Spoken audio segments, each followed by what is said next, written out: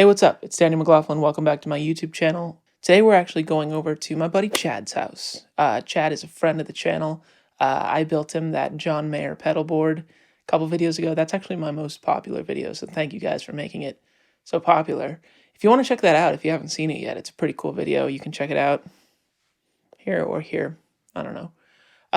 So we're going over to his house where he has two really phenomenal, very rare acoustic guitars. Now, these are both John Mayer signature guitars. Martin did a couple runs with John Mayer over the years. Some production model guitars, some ultra rare. These are ultra rare guitars. A lot of this is rooted in some really cool Martin history. We talk about that a little bit. We're going to look at the Martin OM-28jm, which was limited to 404 pieces. Then we're going to look at the Martin 0045 Stagecoach edition, which was limited to 25 pieces. As always, if you like this content, please consider subscribing. Maybe leave a like, leave a comment. I'll be down in the comments. Maybe Chad will be in the comments. And let's get into it. We're going to leave my dark studio, and we're about to enter into a very bright house. So adjust your eyes.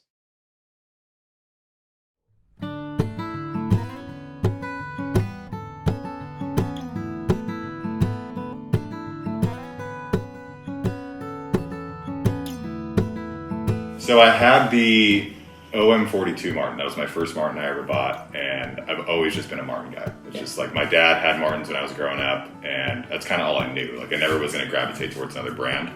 So I bought an OM-42, and then I'm a huge John Mayer fan, so I had tried out the OM-JM, and I bought one online from a place that was going out of business, actually, and I bought one brand new.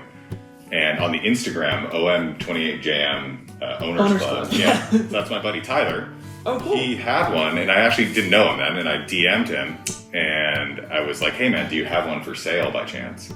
And he's like, yeah, actually right now I have two, and one of them is super beat up, it's like the guitar will never sell, but I have another one that's in super mint condition that I don't play it very often, and I would sell it. So we agreed on it, and got it shipped out, and it's the best sounding acoustic guitar I've ever heard. I mean, yeah, it's just so killer. I'm so happy with it.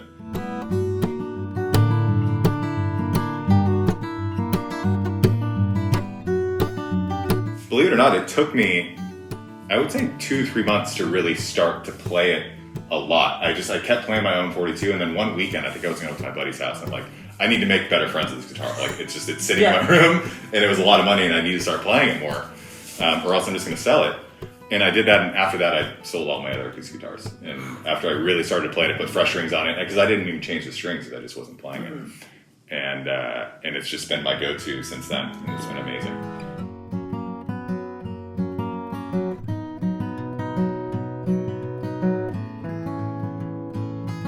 Yeah, because I think I know John has two of them, right? He has 4 or 5. He has 4 or 5. Okay, well that's good to know too. Yeah.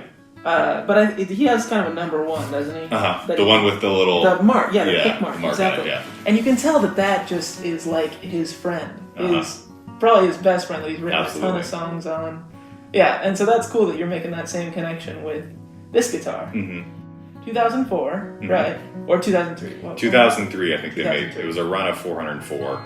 And I don't think they were that popular when... I'm sure they were popular when they came out, but it wasn't like they just sold out immediately, which is what happened with this one. They made 25, and they immediately all sold out. And they've since gone up in value well over what the original asking price was, which is just crazy. Yeah.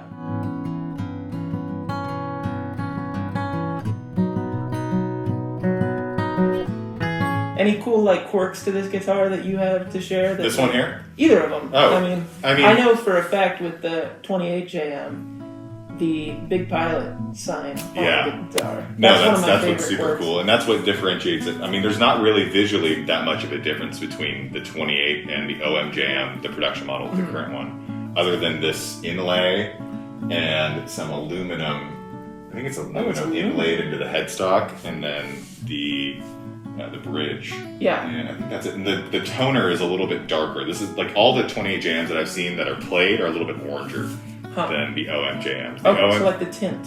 Yeah, the tint color of the top.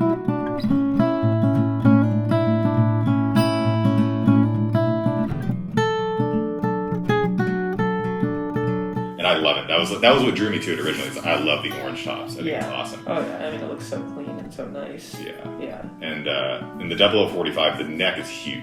It's got a huge neck. Yeah. Which is really cool because I initially started playing classical guitar and it reminds me of a classical guitar. And it's something where I would never play like that. And that's what I love about having both. Is there's certain songs that you would only play on one and not the other. Mm-hmm. You know, like you're never gonna play. You never play slow dancing when you're burning your own guitar. It's not gonna work.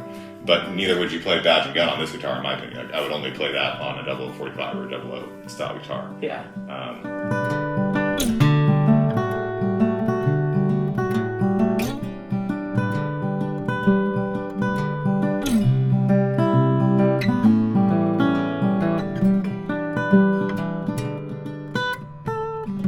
And what's really cool about these two is like you go on YouTube and you look up like a John Mayer music video or you look up like him playing live or something like that. And that's what really drew me to get these is like I can play the same guitar that he's playing. Mm-hmm. And it's such an inspiration for me to be able to do that because it makes me want to go and play the song. Like I can literally play it on the same guitar and you know it's not the same tone, it doesn't sound like him, but it's, you know, I feel like I'm doing that as a beginner intermediate guitar player. It's like it's a driving force for me to go play. Totally. I love to play like Speak For Me on this. Trying to learn the Shadow Days, the Vivo edition where he does the thumb picking, which is really good with the like the neon kind of picking, which is really cool. Yeah. I love to play something like Olivia on this guy.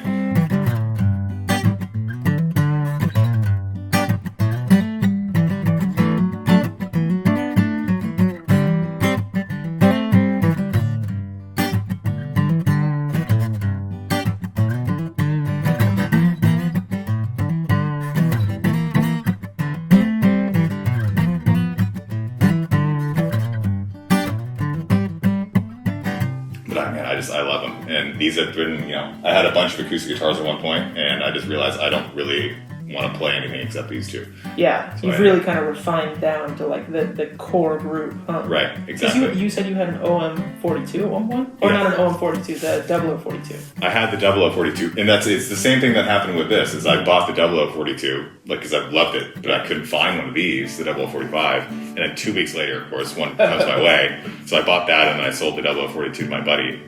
Yeah, it's literally the same story with both. I bought the production model of both, and then I was able to lucky to be able to find each of these.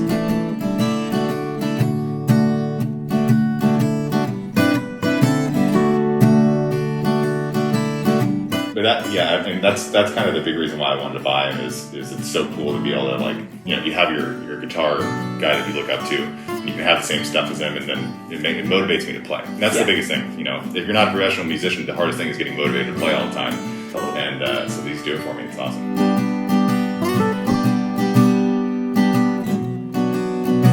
This 0045, it's like a piano. I mean, it's so, like, it makes, like, I can play classical music on this, like any kind of figure, like some Tommy Emmanuel songs I've actually been learning on this one, and it's so fun. Like really anything finger picking, and this is just the workhorse. Anything that I would ever want to play, I can play on the OM, and that goes for all OM style guitars, you know. Definitely, yeah. You and I are both. I mean, we're both. How tall are you? I'm 6'2", 6'1". 6'2". I'm 6'2", 6'3" on a good day.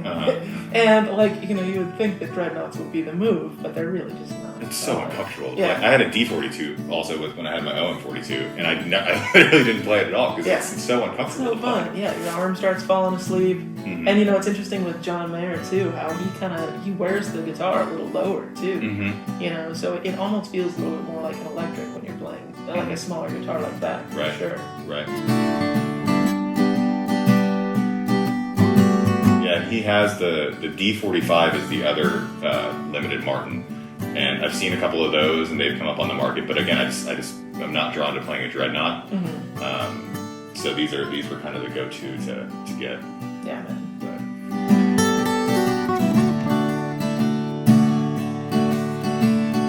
I don't want to say like I regret any guitar purchases that I made, but like it gets to a point where the maintenance on acoustic guitars, changing the strings, keeping them all humidified, mm-hmm. making sure they're not in direct light and all that kind of stuff, it just gets to be a lot when you have so many. Like, I'm super happy with just these two, my Silver Sky, and that's really all I need. Yeah. I mean,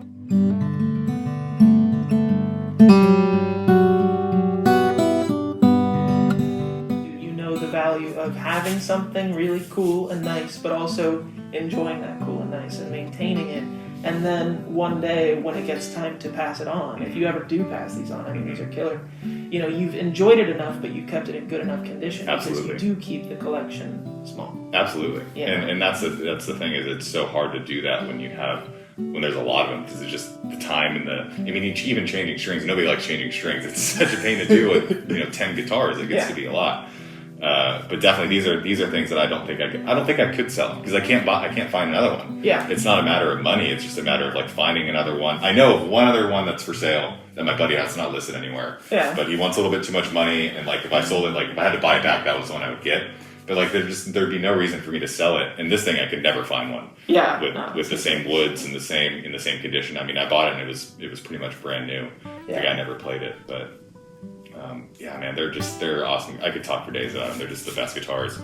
And you don't get it until you play it and put it in your hand. Yeah. Like you think like, oh, it's just a signature guitar. It's a gimmick. It's overpriced gimmick because it just has a bunch of stuff on it and it's a limited edition. It's really not. Yeah. It's with these. I mean, I can confidently say that these they're not overhyped. You know.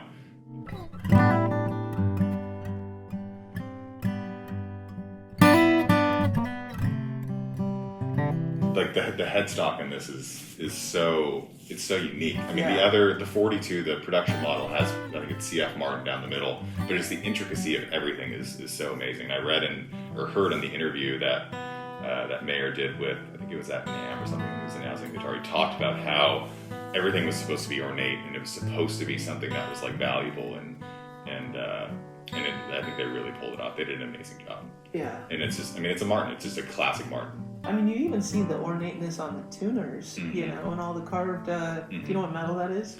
I don't know. Maybe nickel? Yeah. I mean, yeah, it's just a gorgeous guitar.